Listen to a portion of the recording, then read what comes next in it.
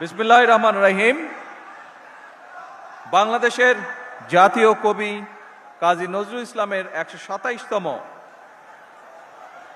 জন্ম জয়ন্তী অনুষ্ঠানে উপস্থিত মন্ত্রিপরিষদ সদস্যবৃন্দ, জাতীয় সংসদ সদস্যবৃন্দ, সরকারের বিভিন্ন পর্যায়ের কর্মকর্তাবৃন্দ, জাতীয় কবির সৃজন এবং সুহৃদ নজরুল গবেষক, সুশীল সমাজের প্রতিনিধিগণ, অনুষ্ঠানের সম্মানিত সভাপতি এবং সম্মানিত সুধীবৃন্দ, আসসালামু আলাইকুম। আগামী দুদিন পরে আগামী 25শে মে বাংলাদেশের মহান জনগণের পরম প্রিয়জন আমাদের জাতীয় কবি কাজী নজরুল ইসলামের ১২৭তম জন্মবার্ষিকী। তার চির অম্লান স্মৃতির প্রতি জানাই গভীর শ্রদ্ধা এবং ভালোবাসা। কৃতজ্ঞতার সঙ্গে তাকে স্মরণ করছি, আমি তার মাগফিরাত কামনা করছি। সম্মানিত সকল প্রিয় ভাই বোনেরা, ২০০৬ সালের পর থেকে জাতীয় কবির অমর স্মৃতি বিজড়িত ত্রিশালে জাতীয় পর্যায়ে নজরুল জয়ন্তী উদযাপন হয়নি। প্রায় ২ দশক পর আজ পুনরায় রাষ্ট্রীয়ভাবে জাতীয় কবির জন্ম জয়ন্তী আয়োজন করতে পেরে সরকার গৌরব বোধ করছে। এই অনুষ্ঠানে অনেকেই হয়তো, যারা মুরব্বী আছেন, অনেকে হয়তো একটি নামের সাথে পরিচিত।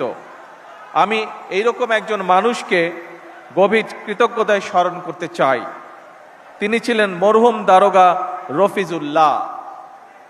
এই মানুষটি ২০১৪ সালে কবি নজরুল ইসলামকে ত্রিশালের কাজীর শিমলা গ্রামে নিজ বাড়িতে এনে আশ্রয় দিয়েছিলেন।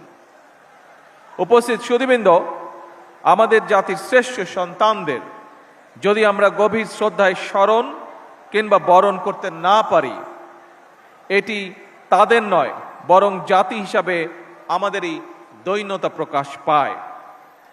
এ প্রজন্মের অনেকেই হয়তো জানেন না, এই প্রজন্মের অনেকেই হয়তো জানেন না ১৯৭৬ সালের ঢাকার সরোয়ার্দী উদ্যানে জাতীয় কবির নামাজে জানাজার পর কবির লাশবাহী খাটিয়া যারা কাঁধে করে বহন করেছিলেন, তাদের মধ্যে অন্যতম ছিলেন শহীদ রাষ্ট্রপতি জিয়াউর রহমান। ১৯৭৯ সালের ২৫শে মে জাতীয় কবির জন্ম জয়ন্তী উপলক্ষে ঢাকার ফার্মগেট থেকে ঢাকা বিশ্ববিদ্যালয় কবির মাজার পর্যন্ত অনুষ্ঠিত একটি র্যালিতেও অংশ নিয়েছিলেন শহীদ রাষ্ট্রপতি জিয়াউর রহমান। প্রিয় উপস্থিতিবৃন্দ, ত্রিশালে জাতীয় কাজী নজরুল ইসলাম বিশ্ববিদ্যালয় প্রতিষ্ঠা করেছিলেন দেশনেত্রী বেগম খালেদা জিয়া। এভাবে জাতির কবির প্রতি সর্বোচ্চ শ্রদ্ধা এবং সম্মান প্রদর্শনের মাধ্যমে প্রমাণিত হয়েছে, কাউকে সম্মান জানালে নিজের সম্মান নষ্ট হয় না, বরং বিনয় মানুষকে মহিমান্বিত করে। আমি মনে করি এইসব কালজয়ী আদর্শ থেকে দূরে চলে যাওয়ার কারণেই বর্তমানে আমাদের সমাজে মূল্যবোধের অবক্ষয় দৃশ্যমান।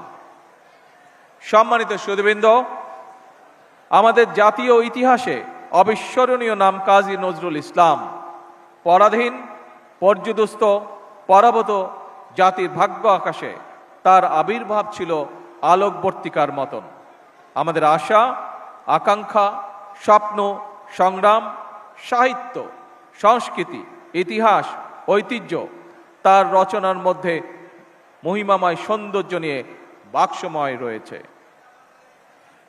বিপ্লব, বিদ্রোহ কিংবা রণসঙ্গীত, ইসলামী তাহবিজ, তমুদ্দন কিংবা ইসলামী মূল্যবোধের গান, অথবা ভজন, কীর্তন কিংবা শ্যামা সঙ্গীত, প্রেম প্রকৃতি কিংবা মানবিক মূল্যবোধ, কৈশোরের আনন্দ কিংবা যৌবনের উন্মাদনা, প্রতিটি ক্ষেত্রেই নজরুল ইসলাম আমাদের শুদ্ধ প্রকাশ। কাজী নজরুল ইসলাম মানেই বাংলা সাহিত্যে এক নতুন ভোরের উদয়, বাংলা সাহিত্যের এক নতুন রুচির বিপ্লব। তিনিই কবিতায় এনেছেন যুদ্ধের গর্জন, কণ্ঠে তুলে নিয়েছেন রাষ্ট্রীয় এবং আত্মিক স্বাধীনতার বজ্র নিদাত। তিনি ছিলেন নারী অধিকারী, মেহনতি মানুষের কল্যাণ আর অসাম্প্রদায়িক বিশ্ব মানবতার এক অনন্য ফেরিওয়ালা। এই মহাকবি বাংলাদেশের আবহমান কালের সংস্কৃতির চিরযৌবনের প্রতীক। আমাদের হৃদয় জাগরুক হয়ে আছেন, ইনশাল্লাহ থাকবেন। সকল সম্মানিত উপস্থিতিবৃন্দ, দীর্ঘদিনের ফ্যাসিবাদী শাসন শুধুমাত্র দেশের মানুষের অধিকার আর দেশের অর্থ সম্পত্তি লুট করেনি, বিচার বিভাগ সহ দেশের সমস্ত প্রতিষ্ঠানগুলোকে ধ্বংস করে দিয়েছে। সবচেয়ে যেটি বড় ক্ষতি হয়েছে, বিশেষ করে বিতাড়িত ফ্যাসিবাদের সময় মানবতা, মানবিকতা এবং দেশের আবহমান কালের ধর্মীয় সামাজিক মূল্যবোধগুলোকে একেবারেই বিনষ্ট করে দেওয়া হয়েছে। ঢাকার মিরপুরে একটি নিষ্পাপ মেয়ের নির্মম মৃত্যুর মাধ্যমে মানুষের মানবিক মূল্যবোধের চূড়ান্ত অবক্ষয়ের চূড়ান্ত প্রমাণ মিলেছে।